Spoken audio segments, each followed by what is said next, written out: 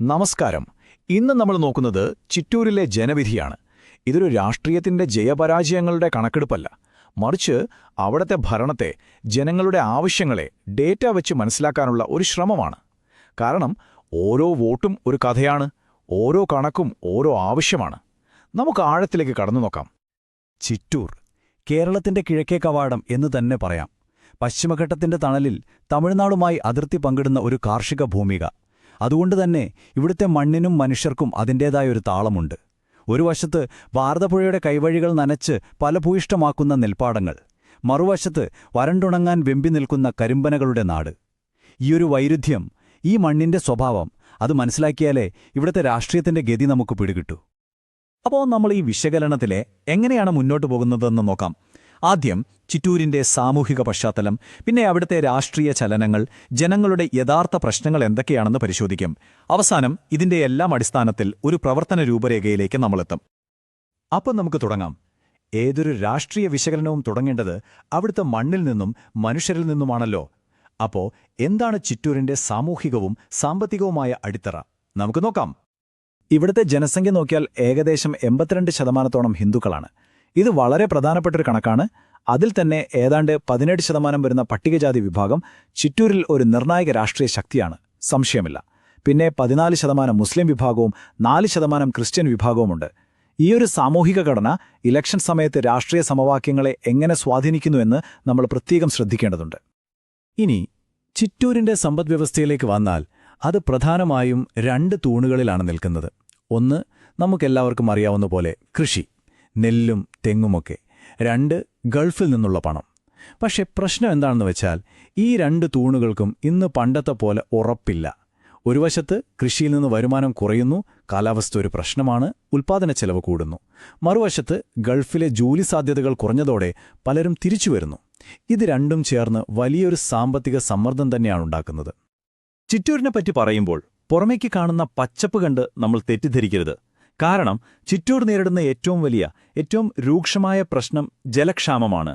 ഇത് വെറും കൃഷിയെ മാത്രമല്ല, ഓരോ വീട്ടിലെയും സാധാരണ ജീവിതത്തെപ്പോലും സാരമായി ബാധിക്കുന്നുണ്ട്.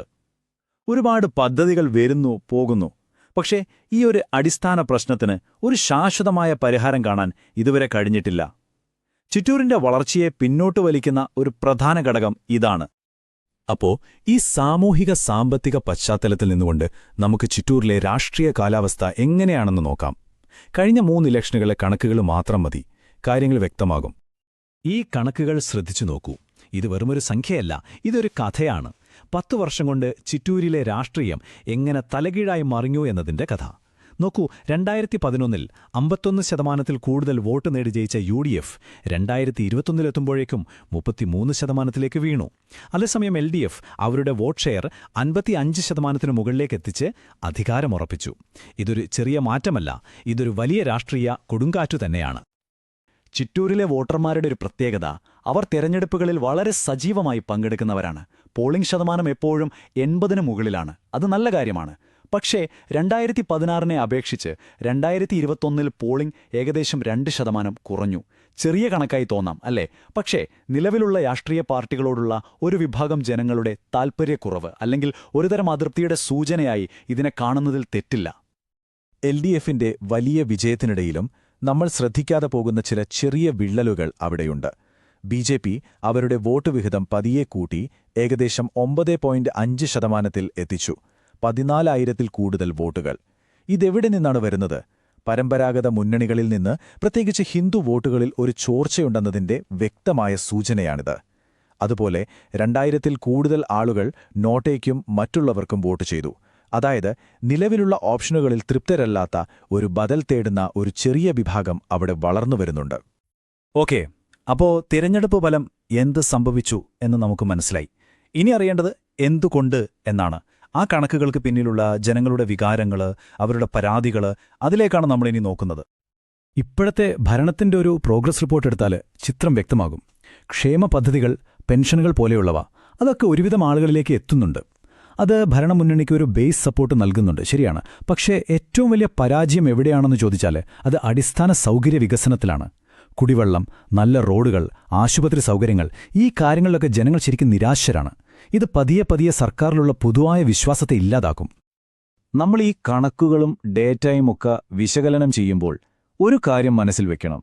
ഓരോ അക്കത്തിനു പിന്നിലും ഒരു മനുഷ്യനുണ്ട്, ഒരു ജീവിതമുണ്ട്, അവരുടെ പ്രതീക്ഷകളുണ്ട്. നമ്മുടെ പുതുജീവിതത്തിന്റെ അടിത്തറ തന്നെ ഓരോ വ്യക്തിയുടെയും അന്തസ്സാണ്. അതുകൊണ്ട് കാര്യങ്ങൾ അറിഞ്ഞ് സംസാരിക്കാനുള്ള അവകാശം പോലെ തന്നെ പ്രധാനമാണ് അത് സത്യസന്ധമായും മാന്യമായും അവതരിപ്പിക്കാനുള്ള ഉത്തരവാദിത്വവും. ഇതാ കണക്കുകൾക്ക് ജീവൻ വയ്ക്കുന്നത് ഇങ്ങനെയുള്ള അനുഭവങ്ങളിലൂടെയാണ്. പെരുമാട്ടി, കുഴിഞ്ഞാമ്പാറ, ഇവിടുത്തെ ആളുകൾ വർഷങ്ങളായി പറയുന്നൊരു കാര്യമാണിത്. വേനൽക്കാലത്ത് കടുത്ത കുടിവെള്ളക്ഷാമം. ആലോചിച്ചു നോക്കൂ, ഒരു തുള്ളി വെള്ളത്തിനു വേണ്ടിയുള്ള കാത്തിരിപ്പ്. അതൊരു ഡാറ്റയല്ല, അതൊരു ജീവിതമാണ്. ഭരണകൂടത്തിന്റെ പരാജയത്തിന്റെ നേർസാക്ഷ്യം. ഇനി വടക്കൻ മലയോര മേഖലകളിലേക്ക് പോയാൽ എരുത്തേമ്പതി, പട്ടഞ്ചേരി, അവിടെയും സ്ഥിതി വ്യത്യസ്തമല്ല.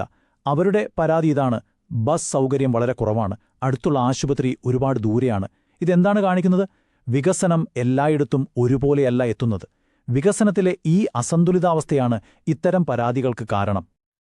ഇനി വനാതിർത്തിയോട് ചേർന്നുള്ള ഗ്രാമങ്ങളിലെ കർഷകരുടെ കാര്യമെടുക്കാം. അവരുടെ നെഞ്ചിലെ തീയാണ് വന്യമൃഗങ്ങളുടെ ആക്രമണം.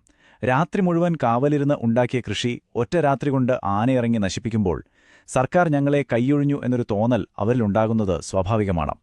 ഇത് പൈസയുടെ മാത്രം നഷ്ടമല്ല, അവരുടെ അധ്വാനത്തിന്റെ, പ്രതീക്ഷയുടെ നഷ്ടമാണ്. വലിയ ഒരു മാനസികാഘാതം കൂടിയാണ്. ശരി, ഭരണപക്ഷത്തിന്റെ അവസ്ഥ ഇതാണെങ്കിൽ മത്സരത്തിന്റെ മറുപക്ഷത്ത് എന്താണ് സംഭവിക്കുന്നത്? പ്രതിപക്ഷത്തിന്റെ പ്രകടനവും കളി മാറ്റാൻ കഴിവുള്ള വോട്ടർമാരെയും നമുക്കൊന്ന് ആഴത്തിൽ പരിശോധിക്കാം. കാരണം ഒരു വിജയമെന്ന് പറയുന്നത് ഭരണപക്ഷത്തിന്റെ ശക്തി മാത്രമല്ല, പ്രതിപക്ഷത്തിന്റെ ദൗർബല്യം കൂടിയാണ്. ഈ നമ്പർ നോക്കൂ, 33.22%. ഇതാണ് 2021 UDF സ്ഥാനാർത്ഥിക്ക് കിട്ടിയ വോട്ട് വിഹിതം. തുടർച്ചയായ 2 തോൽവികൾക്ക് ശേഷം ഈ കണക്ക് ഒരു കാര്യം വളരെ വ്യക്തമായി പറയുന്നുണ്ട്. നിലവിലെ നേതൃത്വത്തിന് ഒരു പരിധിക്ക് മുകളിലേക്ക് വോട്ടർമാരെ ആകർഷിക്കാൻ കഴിയുന്നില്ല. സ്വന്തം മണികൾ കൂടെ ഉണ്ടാവാം, പക്ഷേ പുതിയ വോട്ടർമാരെ, ചാഞ്ചാടി നിൽക്കുന്നവരെ തങ്ങളിലേക്ക് കൊണ്ടുവരാൻ സാധിക്കുന്നില്ല. അപ്പോൾ ആരാണ് ചിറ്റൂരിലെ അടുത്ത വിജയിയെ തീരുമാനിക്കുക? എന്റെ വിശകലനത്തിൽ അത് ഈ 4 വിഭാഗം വോട്ടർമാരായിരിക്കും. 1. BJPയിലേക്ക് പോയ ആ ഏകദേശം 14,500 വോട്ടർമാർ. 2. ഭരണത്തിൽ അതൃപ്തരായ പക്ഷേ പ്രതിപക്ഷത്തോട് താൽപ്പര്യമില്ലാത്ത LDF അനുഭാവികൾ. 3. ജോലിയില്ലാതെ നിരാശരായ യുവാക്കളും ഗൾഫിൽ നിന്ന് തിരിച്ചുവന്നവരും. 4. വിലക്കയറ്റം കൊണ്ട് ജീവിതം മുന്നോട്ടു കൊണ്ടുപോകാൻ ബുദ്ധിമുട്ടുന്ന ചെറുകിട കർഷകർ. ഈ 4 കൂട്ടരുടെ പ്രശ്നങ്ങളെ ആരാണോ ശരിയായി അഭിസംബോധന ചെയ്യുന്നത്, അവരുടെ വിശ്വാസം ആരാണോ നേടുന്നത്, അവർ ചിറ്റൂരിൽ വിജയിക്കും. ഇവിടെ നമ്മളൊരു പുതിയ പ്രതിഭാസം കാണുന്നുണ്ട്. അതിനെ വെൽഫെയർ ഫറ്റീഗ് അഥവാ ക്ഷേമ പദ്ധതികളോടുള്ള മടുപ്പെന്ന് വിളിക്കാം. അതായത് പെൻഷനും കിറ്റും മാത്രം കൊടുത്തിനി വോട്ട് പിടിക്കാൻ പറ്റില്ല. ജനങ്ങൾക്ക് വേണ്ടത് സൗജന്യങ്ങളല്ല, അവർക്ക് വേണ്ടത് സ്വന്തം കാലിൽ നിൽക്കാനുള്ള അവസരങ്ങളാണ്. നല്ല ജോലി, മികച്ച റോഡുകൾ, കുട്ടികൾക്ക് നല്ല വിദ്യാഭ്യാസം, ദീർഘകാലത്തേക്കുള്ള സുസ്ഥിരമായ വികസനമാണ് അവർ ഇപ്പോൾ ചോദിക്കുന്നത്. അപ്പോ ഇപ്പോഴത്തെ കളി എങ്ങനെയാണെന്ന് നോക്കാം. LDF അവരുടെ സ്ഥിരതയിലും ക്ഷേമ പദ്ധതികളിലുമാണ് ഊന്നൽ നൽകുന്നത്.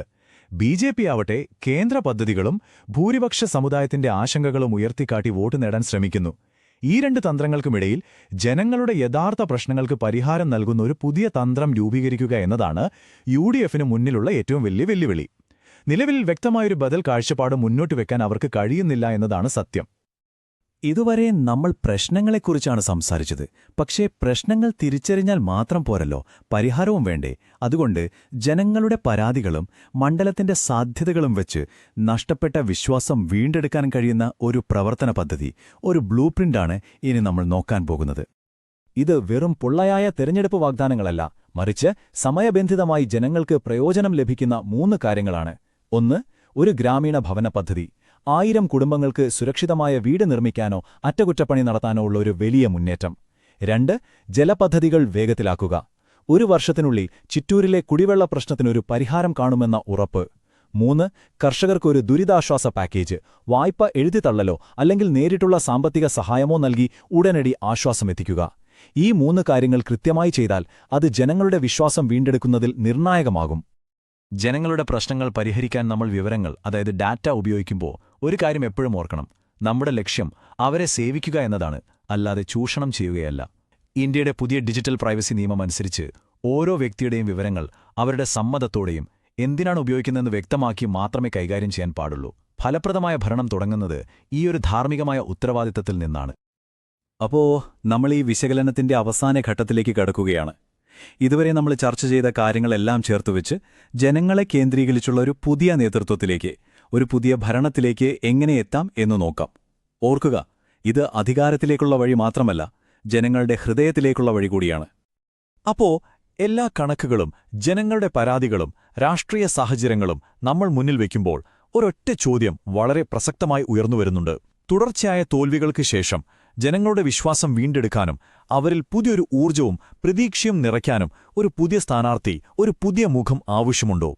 ഈ ചോദ്യത്തിനുള്ള ഉത്തരത്തിലായിരിക്കും ഒരുപക്ഷേ ചിറ്റൂരിന്റെ ഭാവി രാഷ്ട്രീയം നിർണ്ണയിക്കപ്പെടുക. അതിന്റെ തീരുമാനമെടുക്കേണ്ടത് അവിടുത്തെ ജനങ്ങളും രാഷ്ട്രീയ നേതൃത്വവുമാണ്. നിങ്ങൾക്കും ജനങ്ങളെ കേന്ദ്രീകരിച്ച് പ്രവർത്തിക്കുന്ന ഒരു നേതാവാകാനും നിങ്ങളുടെ മണ്ഡലത്തെ ഉയരങ്ങളിലെത്തിക്കാനും ആഗ്രഹമുണ്ടെങ്കിൽ blueprintstrategies.ai യുമായി ബന്ധപ്പെടുക. Email mgr@blueprintstrategies.ai, phone 080420416002. രാഷ്ട്രീയത്തിനപ്പുറം ഒരു ലക്ഷ്യം.